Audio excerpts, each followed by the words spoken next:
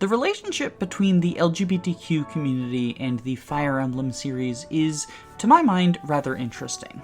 Despite having incredibly large rosters and characters who tend to be fleshed out even if they are just reserved to a secondary or tertiary role in the game's main story, most Fire Emblem casts don't have that many queer people, and for the ones that do, it's very often reserved to just a couple of openly queer folks, usually communicated through implications in subtext or else very tired stereotypes. Despite this, Fire Emblem has become fairly popular amongst the queer communities, often leading to speculation or fan theorizing about character sexuality that is not made explicit or is implied to be something other than heteronormative. As YouTube's premier Fire Emblem lesbian, I've wanted to look at the history of queer women in Fire Emblem for a while, because I think there's a lot to dive into about the various examples of either explicitly, implied, or potentially gay women in Fire Emblem. So I'm starting a series about it. Welcome to SRPG Sapphics, a in-depth look at the various queer women of Fire Emblem. And who better to start with than Fire Emblem's OG lesbian, Heather. Heather is the series' first and to date only confirmed lesbian. While she doesn't use that term specifically, she makes it clear that she is not interested in men and is very interested in women. In fact, to an extent that some people talk about Heather as a man-hater or a bad representation of lesbianism, or simply a trope character who parrots, I'm gay, like some sort of Pokemon.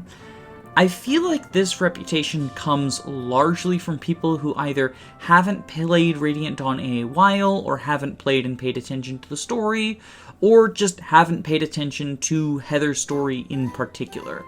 Because, well, there is definitely the fair share of Heather saying, I'm gay, or, oh my god, women. It doesn't feel excessive to the degree that some other characters' gimmicks get. Like, sure, sometimes Heather will just blurt out that she thinks a specific woman is pretty, like Alincia or Nephany. But I've spent a lot of time around lesbians, and it's just something that actual lesbians do as well. Sometimes you just gotta be like, women. Because, like, let's be honest, women are gorgeous. That said, I do want to take a look at the possible causes for these criticisms and see, are they valid? Is Heather actually bad representation because she is a man-hater, or is she a predatory lesbian, which is something that I've heard thrown around about her, which is kind of ridiculous considering that fucking Soleil is right there, but we'll get to her later in the series. But okay, in order to determine whether or not Heather is bad representation, I am going to take a deep dive into all of her plot conversations and all of her support conversations. This includes both variants of her recruitment conversations, any base conversations that she has, any times that she shows up in the main plot in order to chirp in some dialogue, any boss conversations she has, and any support conversations she has with her partners. While I will be getting the majority of this information from Radiant Dawn itself in order to maintain maximum accuracy, the supports I am going to be grabbing from Serenus Forest and trusting that they are as accurate as possible, simply because I do not want to build Heather to a support with 5 different characters, as she has 5 different support variants depending on which character she supports with. For those who are not aware, Radiant Dawn supports work weirdly, and instead of functioning like a normal support system, you instead have a single support partner. You can choose anyone in the cast, and you will have a series of semi-generic support lines. Sometimes you have specific supports with specific characters, but Heather doesn't have any. Instead, she just has 5 separate supports that are spread amongst the cast and sort of distributed in terms of, like, Group A gets this support, Group B gets this support, so on and so forth. I do want to acknowledge my own bias going into this, is that I do think that Heather's reputation as bad representation is very overblown, but I will aim to be as objective as possible when evaluating whether or not she is actually bad representation while digging deep into all of the text. Part 1. Recruitment Conversations. In 2-1, when Heather joins the map as a green unit, she notices that the village is in pandemonium and immediately fires off a quip about how it's probably men fussing over nothing, but she can take advantage of the situation in order to steal some stuff. Honestly, not a stellar start for fighting off the allegations of being a man-hater. It's definitely not damning, but it is a little bit suspect. Things look even worse for her if you take her recruitment conversation with Braum into account. She repeatedly insults him, calling him an old hick and an oaf, and even starts the conversation by just ignoring him when he comes up to her and tries to talk to her. She even accuses him of trying to get lucky, and only agrees to join the army when she realizes that he's fighting alongside Nephany, who she finds attractive. I can definitely see how these two pieces of dialogue taken back to back could give the impression that Heather is a man-hater.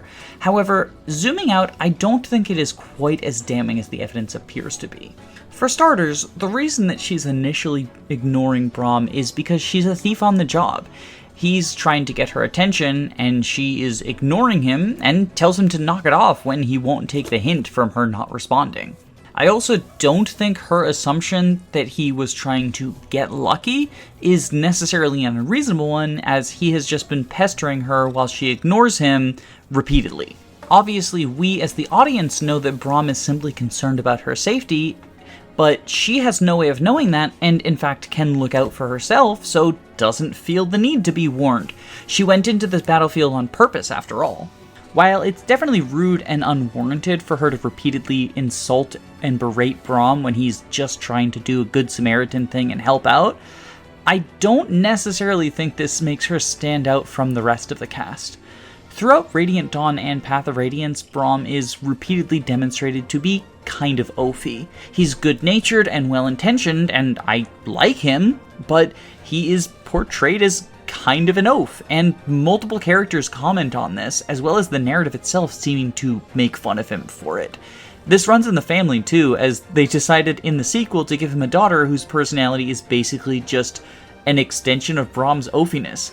Braum misunderstood Zyhark's friendship and friendly expression of the fact, oh yeah, your daughter seems nice, when he's bragging about his family that he loves, so he sends his daughter off to marry Zyhark completely unprompted.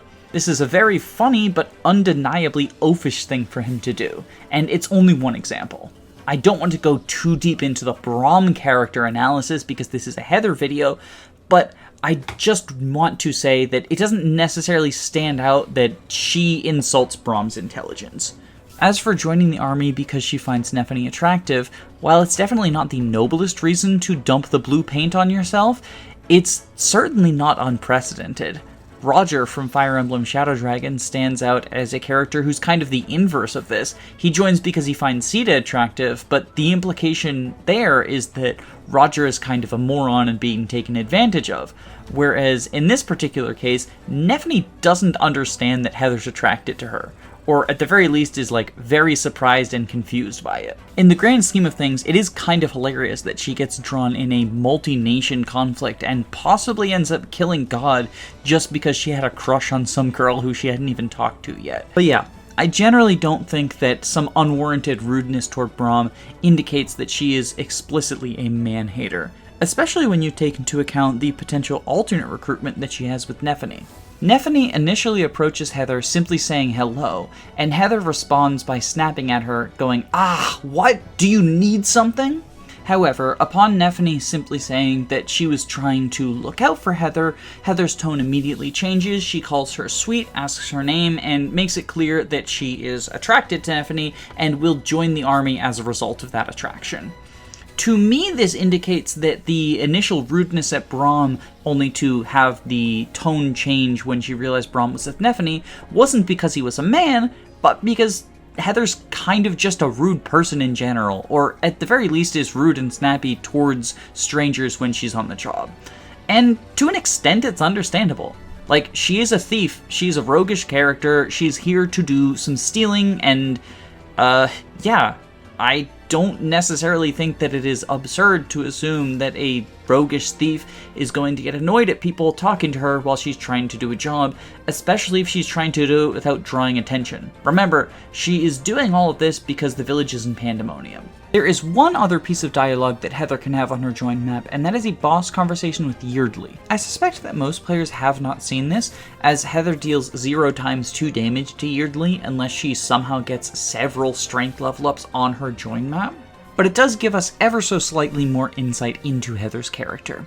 She tricks Yeardley into revealing some information about Count Ludwig's themes by pretending to know more than she actually does, then mocks him, calls him Mr. Fancy Pants, and says that she doesn't like men like him. This is sometimes presented as evidence that Heather is a man-hater. After all, she says, "I don't like men." But the full sentence is, "I don't like men like you." And, I mean, Braum and Nethany don't like men like Yeardley either.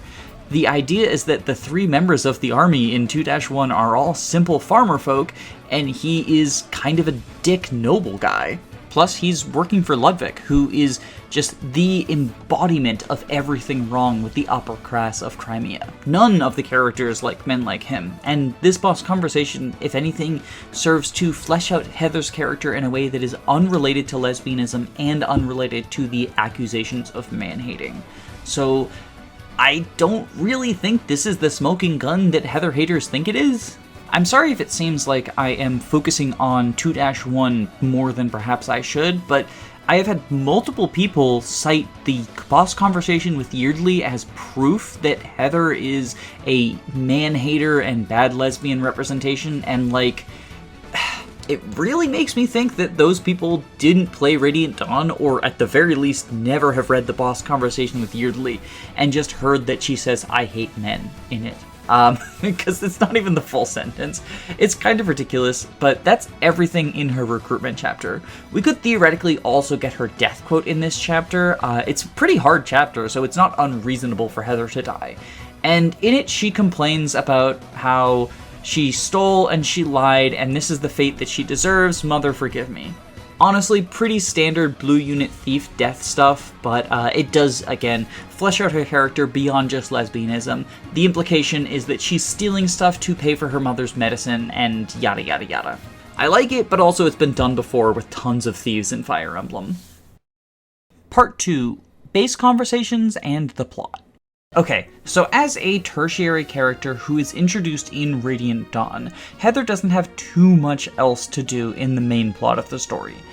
As a result, she's not exactly the most fleshed out character, which is a little bit frustrating for someone trying to create a video essay analyzing her characterization, but what are you gonna do?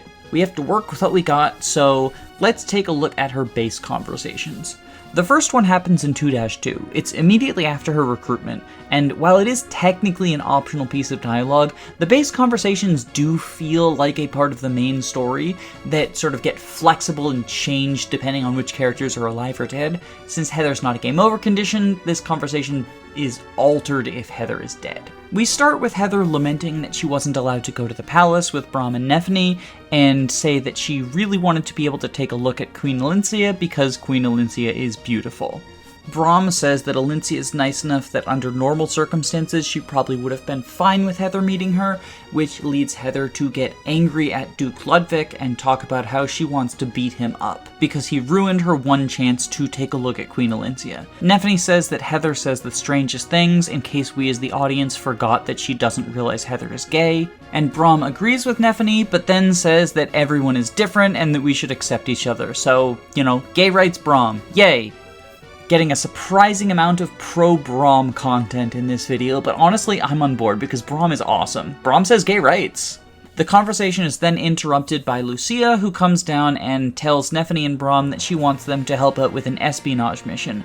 Both Nethany and Braum are confused at this. They say they don't know what the word espionage means. It's like basic humor stuff. I don't find it too funny, but it does lead to the opportunity for Heather to berate both of them for not knowing anything, because espionage is her specialty, and how are you so dumb that you don't know what espionage is? Notably, she doesn't specifically address Braum, but is talking to both Braum and Nephany, and the most recent person to say they didn't know what espionage is Nephany. So if anything, Heather is kind of being mean to Nephany here, despite the fact that Nephany being cute is the entire reason that Heather joined the army. In fact, throughout this conversation, Heather kind of treats both Braum and Nephany equally, indicating to me that, once again, she wasn't a dick to Braum because she dislikes him because he's a man. She was a dick to Braum because she's just kind of a dick, and is putting on this facade of niceness to Nephany in order to try to get into good graces, but can't resist the sort of dickish impulse when Nephany says something that is admittedly kind of stupid. Anyway, she ends the conversation by sucking up to Lucia and saying that Lucia is the greatest and offering to help out on the espionage mission because she's willing to do anything to help Valencia. While this doesn't necessarily reflect super well on her as a person, I do think it makes her an interesting character because she's not only flawed, she's pretty explicitly a kind of shit person. Like, she's not evil, she's fighting for the side of good, but she is kind of a dick to all of her friends, including Nephany, the friend she has a huge crush on. Like, I wouldn't want Heather to be my girlfriend. But I'm always in favor of flawed characters, and I do like the fact that Heather is pretty explicitly just being nice to people because she wants to get in their good graces, and she wants to get in their good graces just because she thinks they're pretty. Like, it's fun. It's a nice, fun character. It's not super deep, but she is a character that was just introduced in Radiant Dawn. There is one other instance of her having a base conversation with a character who she has a crush on, and I want to talk about that next, because it's Ileana. In 3-2, both Ileana and Heather join the Grail Mercenaries, leading to a conversation between the two of them if they're alive. In it, Heather starts the conversation out by saying that Ileana has a pretty name and also is a pretty girl, so she considers herself lucky. Ileana then does her Ileana thing and complains about not getting enough food, which leads Heather to immediately rush off to get more food for Ileana. Heather says she's going to find some dupe who thinks she looks cute and trick him into cooking something that she can then bring to Ileana. However, immediately after she leaves, Ileana reveals that she's kind of manipulating Heather, as she takes note that Heather is going to give her food as long as she gives the puppy dog eyes. Ike then shows up and says, "Oh, Ileana, business as usual, you're eating everything in sight." I do really like this conversation because it sort of has Heather think that she is the one in charge of the situation and she's the one who's manipulating people, but then as soon as she leaves, it's revealed that she's being manipulated in the exact same way that she thinks that she's doing the manipulation. She finds a guy who thinks she's cute and tricks him into making food. But Ileana has found a girl who thinks she's cute and has tricked her into making food. Like, it's very funny. I like it. Now, again, the fact that she is tricking and manipulating a guy into doing something for her just because he thinks she's cute is not the greatest thing in the world, and I could see how someone could take this and the Braum conversation and push it into, like, yeah, Heather is a man-hater, but I just don't buy it. I think that she's specifically going for a guy because most of the people in Tellius are hetero, and so she finds a hetero guy who thinks she's cute, manipulates him into making food, and then delivers that to Ileana. It's a shitty thing to do, but it doesn't read to me as specifically man-hating so much as just, like, kind of shitty and manipulative. I'm not condoning the behavior, I don't think Heather should do it, but also she's a fictional character, and I think it's fun when fictional characters have flaws, and her sort of shitty manipulation is a flaw, and I also appreciate that this support conversation has that manipulation go both ways, in that she is convinced that she is sort of the clever one on top of the world, manipulating the guy who thinks she's cute. But Ileana is manipulating the girl who thinks she's cute. Like, it's very much a irony comeuppance type deal. Heather is so used to being the one who uses seduction as manipulation that she doesn't even realize when she's being manipulated by seduction herself. Unfortunately, that concludes Heather's involvement in the plot of Radiant Dawn, as much as you can even call it involvement of the plot. She's sort of a side character in one sort of plot scene, and then she is in a scene with another character that is reminiscent of old school supports, but isn't related to the plot at all whatsoever. It sucks, but it is the reality of being an OC of Radiant Dawn. And honestly, Heather gets more screen time than some of the other OCs of Radiant Dawn, so, like, Vika fans are crying. Part 3. Supports. Like most characters in Radiant Dawn, Heather has just generic supports. I mistakenly said that there were only 5 of them earlier, but she actually has 12 different support types, depending on the characters that she is supporting with. But I'll start by looking at her generic supports that go for specific groups, and then I will look at the individual ones afterwards. The majority of her generic supports are ones where she talks about the battle paying well, or asking her support partner if they've made any money on the battle.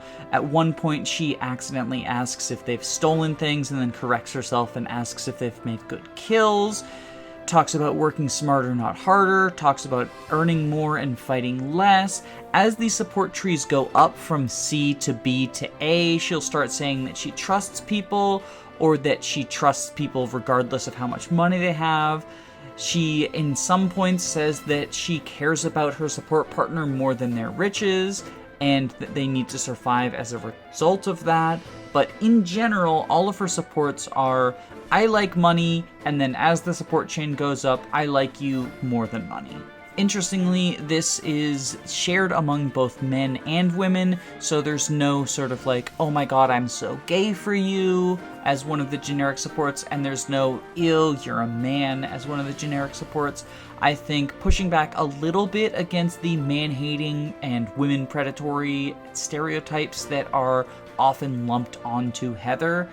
They're not omnipresent in her supports, but the supports are kind of just generic. They're mostly talking about how she likes money and learns to like the support partner better than money. The generic ones are hard to get much characterization out of. I see the shell of what they're going for, and the idea is like she starts out by just being in it for the money and then starts to actually care for her comrade. But it is definitely, the viewer has to do some legwork because it's one line of dialogue for each support. She does, however, have some specific supports with specific characters. First off, she has a unique support chain with King Kegnagus. In the C support, she asks him how the battle earnings are, how are today's valiant strivings. This is very similar to her generic supports, but it is unique to King Kegnagus. Her B support with Kegnagus is actually identical to one of her generic supports, but in the A support, she tells him that he is a noble soul and that she wants him to live through the battle, which is, again, something that is unique to King Kegnagus. I don't really know what to make of this because it is so similar to her generics that it's kind of weird that it's only for one unit. But it's possible that they were planned to have a more fleshed out support in like a traditional support system before the Radiant Dawn support system was decided on. Noble Soul is interesting language, but I don't really think it infers anything about Heather's character or a specific relationship she has with Kegnagus. Her next unique support is with King Tibarn, where it's basically the same as King Kegnagus in terms of it's very, very close to her generic supports, but she uses the fact that Tibarn is a king to make some jokes about, like, a king's ransom. It's not that unique or insightful to her character. The Naysala one, which is another unique support that Heather has, is her bonding with him over the fact that they both kind of just want to earn money, but then in the A support, she weirdly says that he's the sort of person that you just trust just because, which feels super out of character for Naysala, because, like, Naysala is not the sort of person you trust just because. He's, like, a super trickster, nefarious person. You don't trust him. That's how you end up a slave. Do you want to be a slave? That's how you end up a slave. But yeah, the 3 Laguz Royal ones are a little bit weird in terms of the specific supports, but it's what it is. Last but not least, she does have a specific support with Volk, where she identifies him as the Fireman, which is sort of his like code name, and offers to work together, talks about how she sort of admires his work, and says that she trusts him, and jokes about how, like, she would have to pay him for him to say the same to her. Again, doesn't really reveal too much about her character. I do think that it is yet another point towards she's not a man-hater, because she has a unique conversation with a man where she talks about admiring his work, because she's a thief, and, like, it's a, you know, the craft of the thief respecting the other thief type deal. But I do think that this, like, sufficiently disproves the allegations of man-hating. Conclusion. Okay, so concluding thoughts after looking into all of the Heather-related dialogue and digging through her supports. I don't think that there's any weight behind the accusations of misandry, although I understand to an extent where they come from. I also don't think that there's any weight behind the idea that she only ever talks about being a lesbian and that's her only dialogue, and I feel like there's not any real valid argument for that as a thing. If anything, she is one of the more interesting characters in Radiant Dawn, and while sure she doesn't get a lot of screen time, I feel like she makes a lot of use of the limited screen time that she gets as an original character from Radiant Dawn.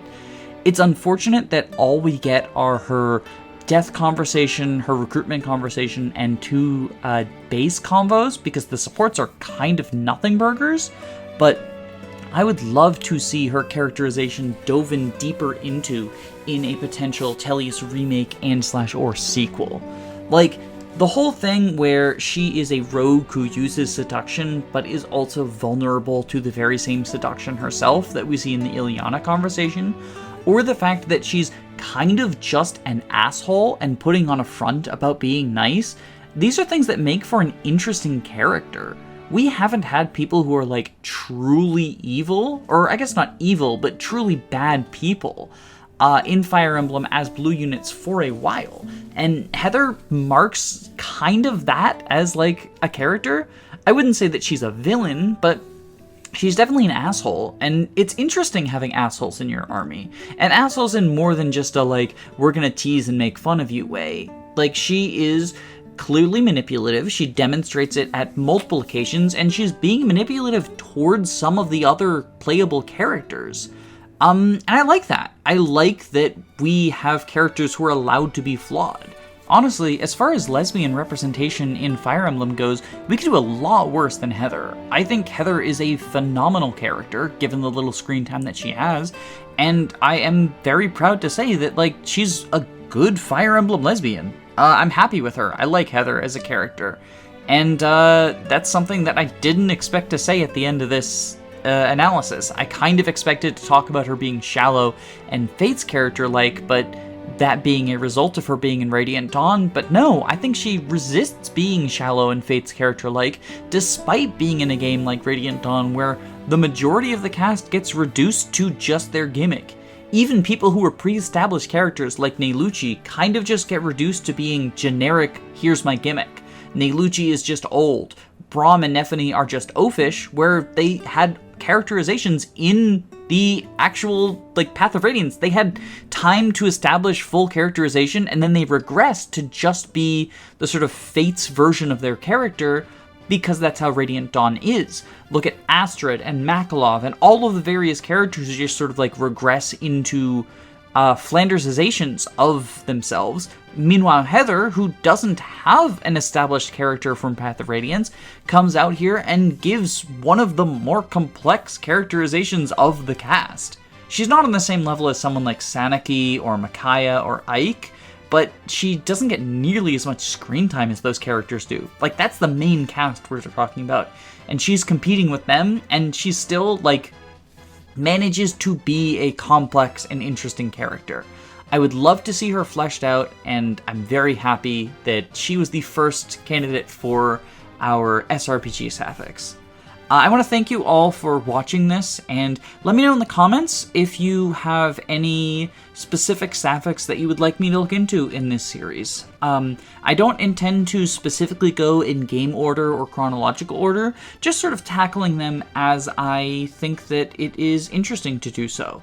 I'm really, really grateful that I have the sort of audience that is willing to let me do these sort of, like, weird experimental series, and I look forward to doing a deep dive into more queer women in the future. Goodbye, and have a wonderful day. And if you have any thoughts or feelings about Heather, make sure to let me know in the comments.